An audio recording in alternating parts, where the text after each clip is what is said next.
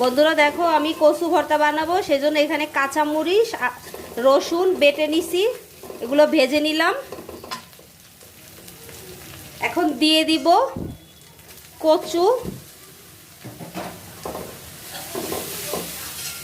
লবণ দিয়ে দিলাম, দিয়ে দিব জল, কচুটা আমি সরা দিয়ে ঢেকে দিলাম।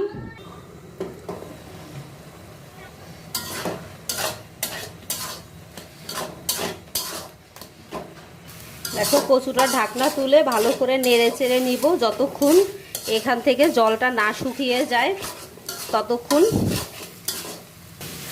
দেখো রসুন দিয়ে কচুটা রান্না হয়ে গেছে, আমার কচু ভর্তা কমপ্লিট। আমার রান্নাটা ভালো লাগলে আমার চ্যানেলটাকে সাবস্ক্রাইব করো। ভালো থেকো সবাই।